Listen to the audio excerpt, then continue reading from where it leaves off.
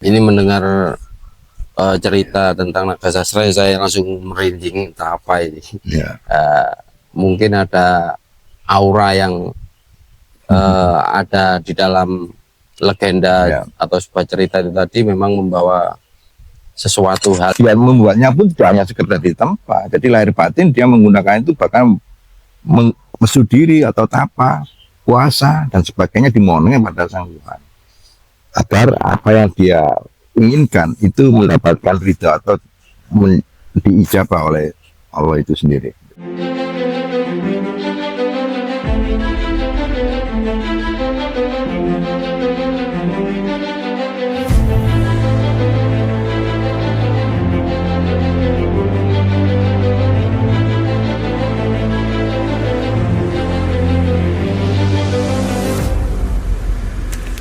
Ya, bertemu lagi dengan Bapak Wisnu. Ada hal yang perlu saya pertanyakan dan juga kita gali mengenai pemahaman pusaka yang ada di Jawa, masyarakat Jawa khususnya. Pusaka itu menurut saya secara pribadi itu kadang-kadang juga menggelitik, melihat orang cara memahami atau memaknai, dan juga merasa takjub secara pribadi karena memang real itu pernah juga saya alami. Dan yang perlu saya pertanyakan,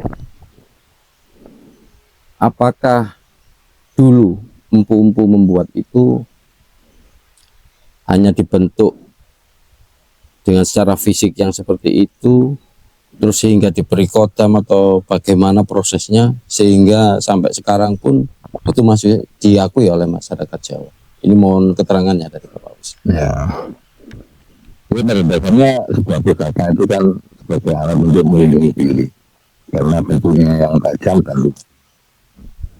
Walaupun di sisi lain memang ada sebuah pusaka yang memang dikhususkan untuk hal khusus, seperti sebagai wahyu keraton yang maksudnya untuk menjaga keraton, atau kemudian pusaka-pusaka tangguh itu memang dibentuk dengan khusus.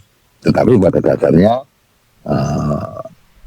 apapun itu, benda pusaka itu dibuat dari zat Tuhan, karena yang tersebar di dalam alam ini dari sebuah benda-benda yang memang menjadi zat Tuhan juga. Artinya sebuah pusaka itu terbentuk dan tercipta hal yang sama juga atas kuasa Tuhan. Kalau Allah meridhoi itu, apapun itu bisa akan terjadi. Pada dasarnya itu yang menjadikan konsep utama. Kemudian untuk pusaka-pusaka sebagai bentuk bela diri atau sebagai bentuk pelengkap untuk sebuah prajurit atau apa, ya tentu ditambah sebagaimana kalau mungkin sekarang seperti pabrik gitu, di tempat untuk banyak-banyak ya, untuk digunakan untuk sebuah pertahanan sebuah kerajaan yang difungsikan untuk menjaga kerajaan dalam arti sebagai pelengkap prajurit gitu. Nah tentu kan berbeda dengan pusaka-pusaka yang dibentuk dengan menggunakan kemampuan khusus dari seorang yang mana banyak hal untuk memberikan sebuah benda tentu mempunyai sebuah tujuan dari apa yang dikehendaki oleh pemintanya. Jadi pusaka yang diminta oleh tuannya untuk membuat apa itu, untuk menghadirkan sebuah pusaka yang dimintakan ke seorang empu, maka empu akan mencoba menciptakan apa yang menjadi kehendak para tuannya atau rajanya atau pemimpinnya yang menghendaki sebuah pusaka itu. Ini saya potong dulu. Ya. Artinya pusaka itu dibuat, artinya bisa juga dipesan. Ya, sesuai dengan keinginan seseorangnya itu ya. Seperti itu ya. Ya. Nah, maka empu akan menggambarkan kira-kira apa yang menjadi sebuah keinginan. Misalkan untuk saya ingin menjadi seorang pusaka sebagai pendamping saya, berkekuatan seperti harimau yang mempunyai karakter keras, kuat, berwibawa gitu misalkan. Maka empu akan mengimplementasikan itu di kehidupan sehari-harinya di alam itu. Maka dia membuat misalkan seperti Singobarong, sebuah pusaka yang mempunyai kewibawaan tinggi tangguh. Tentu kenapa kok harus Singo Barong misalkan begitu? Ya karena mungkin seorang empu berpikir bahwa di hutan, raja hutan atau sebuah kekuatan yang besar di hutan adalah kekuatan dari dari seekor harimau atau mungkin seekor singa, maka dia akan menggambarkan itu, kekuatan-kekuatan itu ke dalam pusakanya, dan tentu dimohonkan pada Sang Pencipta yang mempunyai alam ini gitu. Setiap tempatnya pun selalu berzikir atas kehendaknya, mereka pun juga berpuasa, maka terciptalah sebuah pusaka yang sesuai dengan apa yang menjadi pengharapannya.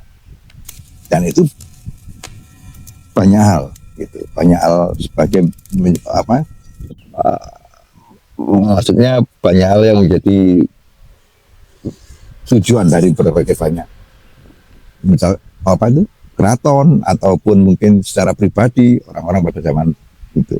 Oke, artinya saya bisa menangkap dari keterangan yang Bapak Wisnu sampaikan bahwa kalau kita mengikuti pusaka secara fisik mungkin semua orang bisa, Ya. tapi untuk yang bersifat mempunyai khotam atau mempunyai tayuh yang lebih, ini adalah dibikin oleh orang-orang yang khusus seperti itu mungkin Ya, Seperti dengan cara khusus. Dengan cara khusus, dengan ya. cara khusus. Contoh lagi misalkan pusaka naga sastra. Ya. Kalau dulu ya itu juga dulu ada beberapa tahapan, tapi empu yang membuat pertama, Empu Supo itu waktu membuat pusaka itu namanya Sang Naga Sastra, Nah, bukan Kiai itu naga sastra itu ceritanya pesanan atau memang sebuah hadiah dari empu ini diberikan ke seseorang?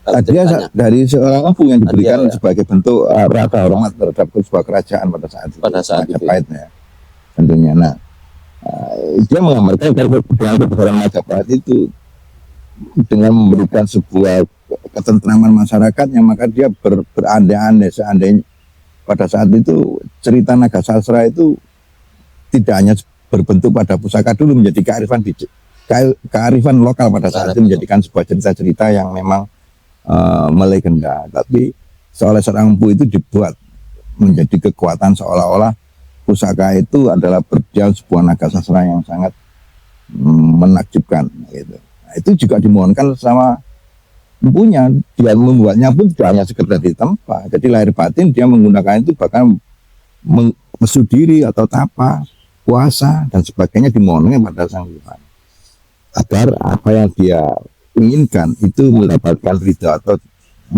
diijabah oleh Allah itu sendiri. Artinya dengan segala ketulusan empu ini ketika menempa itu benar-benar dicurahkan semua ke media ini Ya, tadi. Betul. Dan itu diiringi oleh cerita-cerita lokal sebagai penunjang, penguat bagaimana kebesaran sebuah ciptaan Sang Empu tadi, Sang Naga Sastra yang dibuat itu. Seperti itu. Itu yang menjadikan sebuah fenomena pada saat itu yang kemudian sampai sekarang pun kita mengenalnya sebagai pusaka yang tidak sembarang pusaka, atau pusaka yang benar mempunyai tangguh dengan cara khusus tadi, seperti itu. Ya.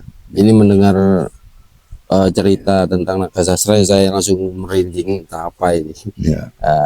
Mungkin ada aura yang ada di dalam legenda atau sebuah cerita itu tadi memang membawa sesuatu hal yang mungkin ya tidak semua orang bisa. Iya, karena naga itu kan itu di banyak hal ya, tempat itu di kearifan lokal itu, bahwa mereka meyakini bahwa kalau naga itu sebuah binatang yang dimuliakan gitu loh, sebuah lambang kemuliaan, karena banyak hal cerita-cerita rakyat yang kemudian ya itu tadi diimplementasikan oleh seorang empu di dalam bentuk sebuah karyanya, karya cipta yang sangat seni sekali.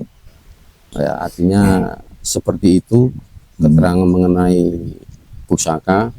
Jadi jangan sampai salah tafsir, salah arah untuk memandang sebuah benda yang berbentuk keris. Jadi sikapilah benda itu dengan pengertian dan pemahaman yang betul-betul memadai. Mereka seperti itu.